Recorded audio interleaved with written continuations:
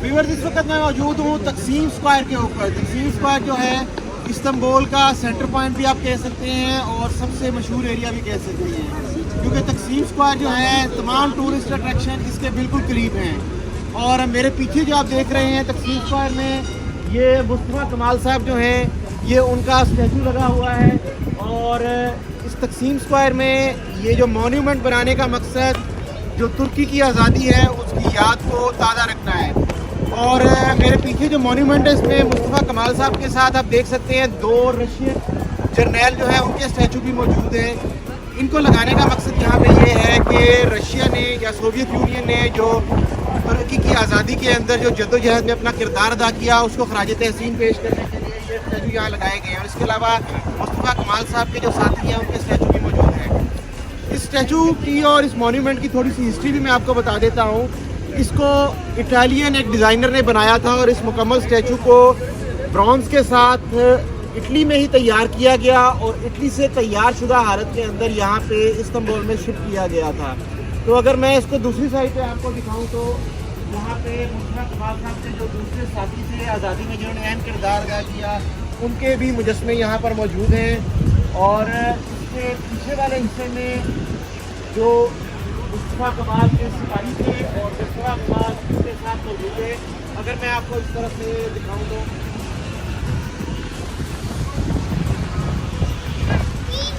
सामने जो स्टैचू नज़र आ रहा है ये मुस्तफ़ा कमाल साहब का है। उसके पीछे जो है उनके सिपाही जो तुर्की की आज़ादी में जिन्होंने अपना किरदार अदा किया, ये वो है। और ये इंतहाई शानदार किस्म का मॉन्यूमेंट बनाया गया है। और तकसीम स्क्वायर की अहमियत इस वजह से भी ज़्यादा है कि जितने भी यहाँ पे एहतजाज होते हैं या फिर कोई जलसे होते हैं उसके लिए तकसीम स्क्वायर का ही इंतखाब किया जाता है। और इसके अलावा जो है यहाँ से तमाम तर जो टूरिस्ट अट्रैक्शन हैं वो करीब हैं। और मेरे उल्टे हाथ पे आप देख सकते हैं इंतहाई इनकी मशहूर ये मस्जिद है। यहाँ पे भी काफ़ी ज़्यादा टूरिस्ट आते हैं। और मेरे बिल्कुल और ये जो ट्राम आप पीछे देख रहे हैं, ये ट्राम जो है इंतहाई तारीखी ट्राम है जो कि चला करती थी पुराने इस्तांबुल के अंदर। अब जो है तुर्की की गवर्नमेंट ने इसको भी एक टूरिस्ट अट्रैक्शन का दर्जा दे दिया है और ये पूरी इस्तिकलाल स्ट्रीट के ऊपर ये ट्राम चलती है। और मेरे पीछे आई तो मैं आपको दिखाता हूँ, ये सामने जो है ये सारी इस्तिकलाल स्ट्रीट है जो कि यहाँ से शुरू होती है और गलाता टावर तक जाती है। गलाता टावर तक जाने के लिए आप इस्तिकलाल स्ट्रीट से पैदल भी जा सकते हैं, नहीं तो आप इस ट्राम में बैठ के चले जाएंगे, यह भी आसान तरीका है। और बाकी आपने जहाँ भी जाना है, तकसीम का मेट्रो स्टेशन ये मेरे पीछे मौजूद है, तो यहाँ से आप किसी भी तरह से जा सकते हैं। और हमने भी होटल का इंतखाब जो है वो तकसीम स्क्वायर के बिल्कुल पास ही किया है ताकि तमाम जितनी अच्छी चीज़ें देखने की हैं वो हम यहाँ से जा सकें और हर किस्म की हम ट्रांसपोर्ट को एक्सेस नहीं कर सकें। तो आ जाएं आप। अभी फ़िलहाल हमारा कुछ टाइम यहाँ पे गुजारने का इरादा है, तकसीम स्क्वायर में यहाँ पे फिरेंगे और उसके बाद हमारा इरादा है कि हम आज तोपकापी पैलेस जाएंगे और तोपकापी पैलेस जाके फिर आपको दिखाएंगे कि वहाँ पे क्या क्या टूरिस्ट अट्रैक्शन है। तो अभी थोड़ा सा यहाँ पे चक्कर लगाते हैं, आ जाए मेरे साथ। तो आज हमारा प्रोग्राम ये है कि आज हम टर्की का स्ट्रीट फूड भी ट्राई करेंगे। ये जो डोनट टाइप की चीज़ आपको नज़र आ रही है इसको सिमिक कहते हैं ये लोग। और इसके अंदर अभी इन भाई से लेते हैं हम। तो अभी मैंने इनको कहा है कि इसमें चॉकलेट फिल कर दें हाफ़ और हाफ़ जो है चीज़ फिल कर दें। तो अभी आपको मैं दिखाता हूँ ये कैसे बनाते हैं।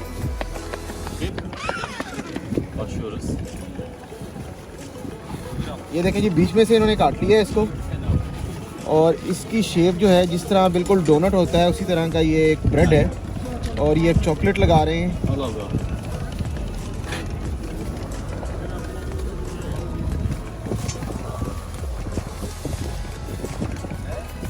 चॉकलेट लग गई है और अब ये इस पे लगाएंगे चीज़ लगाएंगे।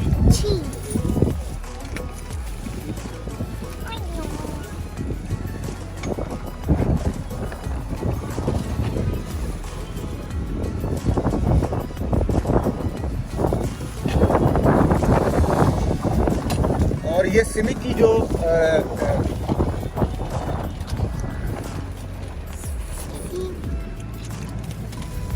सिमिक की जो रेडियाँ हैं ये आपको हर जगह लगी नज़र आएंगी। सिमिक के स्टॉल जो हैं और ये पैक कर दिया भाई ने। और मैं ज़रा थोड़ा सा टेस्ट करके भी आपको बताता हूँ कैसा है।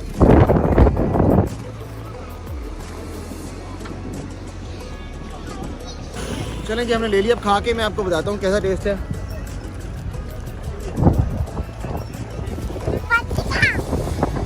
अच्छा है, थोड़ा सा हार्ड भी है ब्रेड ये।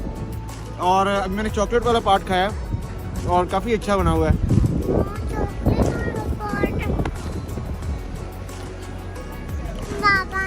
अच्छा तो चले आए, अभी हमने तोप कापी पैलेस जाना है तो करते हैं, आ जाए।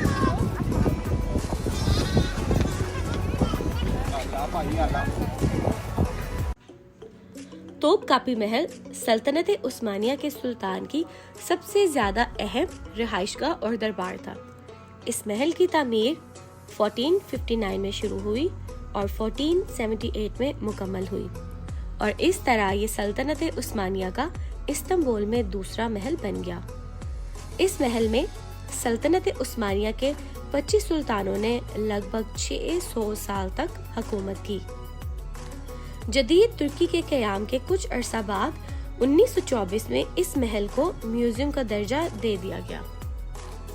इस महल के 4 हिस्से थे जिनमें कुल 4000 अफराद रहते थे। पहला हिस्सा आम आवाम के लिए था जिसमें अस्पताल, बेकरी, असला डिपो और एक चर्च भी था। दूसरे हिस्से में सरकारी दफातर और महल का बावर्ची खाना था। इसी तरह तीसरा और चौथा हिस्सा निजी सरकारी इस्तेमाल में था। हरम में सिर्फ सुल्तान के अहले खाना को जाने की इजाजत थी और बाहर का कोई भी फर्द इसमें दाखिल नहीं हो सकता था। तोप कापी महल में एक काबिल जिक्र चीज जेवरात, कीमती पत्थरों की कलेक्शन और सुल्तान के सोने का पलंग है, यानी कि गोल्ड का बेड। महल में एक बहुत बड़ी लाइब्रेरी भी मौजूद है।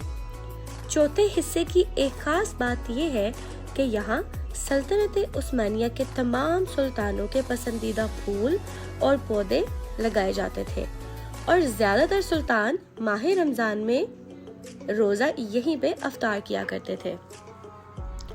तोप कापी महल हर वक्त सियाहों की तवज्जो का मरकज रहता है। गैर मुल्की सियाहों से टिकट के 200 लीरा चार्ज किए जाते हैं और इसके अलावा आपको लाइन में इंतजार भी करना पड़ता है। मेरा मशवरा आपको ये है कि आप यहाँ जल्दी सुबह में आए ताकि महल को मुकम्मल तौर पर देख सकें। चूँकि महल बहुत बड़ा है इसलिए इसको देखने में टाइम भी लगता है।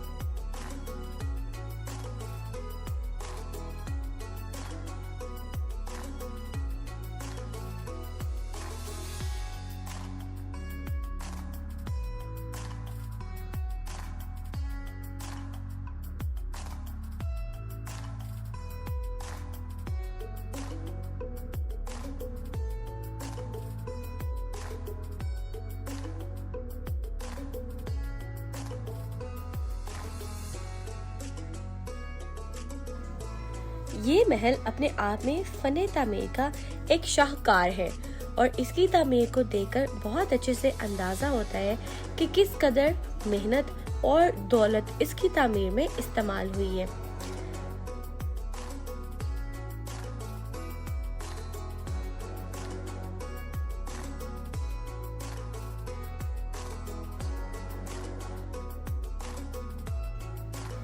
महल की सैर के बाद हमने रुख किया एमिनोनो मार्केट का, क्योंकि आज तुर्की में हमारा सेकंड लास्ट डे है तो हमने सोचा कि क्यों ना कुछ ढेर सारी शॉपिंग हो जाए और कुछ लोकल डिशेस भी ट्राई की जाए।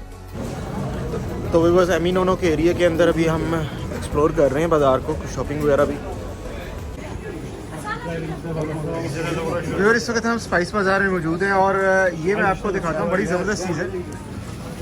ये चीज़ है जिसको पनीर भी हम बोलते हैं और ये बकरी के दूध से बनाया जाता है। और ये देखें इन्होंने एक बकरी की खाल भी रखी है और इसको बनाने के बाद जो है बकरी की खाल में रखा जाता है काफ़ी दिन के लिए और उसके बाद ये तैयार होता है और ये इंतहाई टेस्टी होता है। इसके अलावा ये देखिए इनके पास चीज़ की और भी वैरायटी है। ये देखिए इतनी वैरायटी चीज़ की इनके पास। थोड़ा सा मैं आपको अंदर से भी दिखाता हूँ।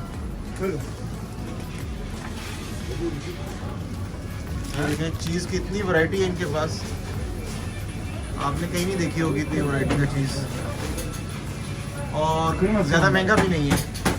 और ये स्पाइस बाज़ार के अंदर है, काफ़ी सारी दुकानें हैं यहाँ पे। ये इनके अचार हैं मुख्तलिफ तरह के, जो सिक्के में ये लोग बनाते हैं।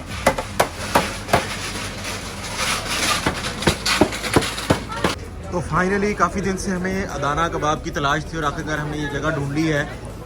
और ये एमिनोनियो के एरिया में ही एक बाज़ार है, वहाँ पे हमें ढूंढा है ये बाज़ार।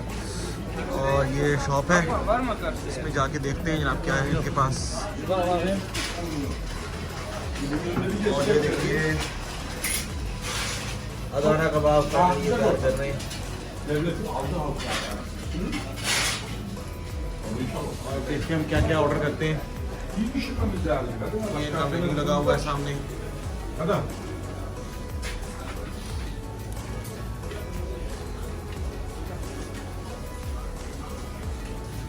चलिए ऑर्डर करते हैं, मेरा ख्याल है। तो मेरा ख्याल है एक हम अदाना कबाब ऑर्डर करेंगे और साथ में ये चिकन जो उनका टिक्का टाइप है इसको ऑर्डर कर लेंगे हम। तो इसको ट्राई करके फिर आपको बताते हैं कैसा लगा। और यहाँ पे इन्होंने सीटिंग का अरेंजमेंट जो है वो भी बड़ा यूनिक किस्म का किया हुआ है। ये देखें हल लगाए हुए हैं और उसके इर्द गिर्द ये इन्होंने ये स्टूल टाइप कुर्सी हैं जिसके ऊपर आप बैठ सकते हैं। तो ये सामने भी अरेंजमेंट है, यहाँ पे भी आप बैठ सकते हैं। ये देखिए लोग बैठे हुए हैं, तो मेरा ख्याल यही हम बैठेंगे जाके। तो चलें जनाब ट्राई करते हैं कि कैसा है ये इनका मेन्यू। तो व्यूअर्स खाना आ चुका है, 2 प्लेटर हमने ये मंगवाए थे।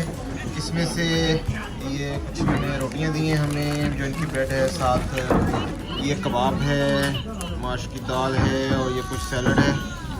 और जो दूसरा प्लेट है इसमें भी ऐसी ब्रेड है और ये कुछ चिकन के जो हैं इनके ये भी कबाब हैं, टिक्का बोटी टाइप चीज़ है। और ये साथ यहाँ भी माश की दाल है। माश की दाल ये हर जगह देते हैं, ये फीकी होती है लेकिन साथ देते हैं। और इसके अलावा यहाँ मसाले पड़े हैं, अगर आप इसको स्पाइसी करना है तो ये भी इन्होंने मिर्चें दी हुई हैं, यहाँ से आप कर सकते हैं स्पाइसी, ये भी मसाला है। तो अभी ट्राई करते हैं और फिर आपको बताते हैं। प्याज यहाँ बारबेक्यू की हर डिश के साथ होता है और वैसे प्याज खाना सुन्नत भी है कि जब भी किसी नई जगह जाएं तो वहाँ का प्याज ज़रूर खाएं ताकि आप मुख्तलिफ जो पेट की बीमारियों से महफूज रहें।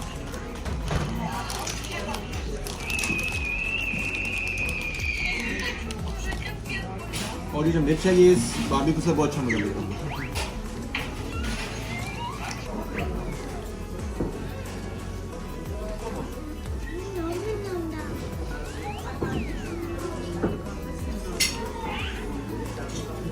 अच्छा है, स्पाइसी भी है थोड़ा सा लेकिन टेस्टी है। ये चिकन का है और साथ इसके ये मिर्च देते हैं आदमी ग्रिल करके, इसका साथ पे ये भी अच्छा टेस्ट देती है। अब मैं दूसरा कबाब टेस्ट करता हूँ। कबाब ट्राई करते हैं ज़रा। तो ये देखिए, और कबाब इतना स्पाइसी नहीं है लेकिन अच्छा टेस्ट दे रहा है। और इसके साथ भी मिर्च है, ये ग्रिल किए हुए टमाटर भी हैं, कुछ प्याज है, अच्छा है। बाकी अगर मज़ीद स्पाइसी करना है तो आप ये मिर्च भी यूज़ कर सकते हैं इसके अंदर। और ये मसाला है थोड़ा सा, इसका भी ले सकते हैं आप।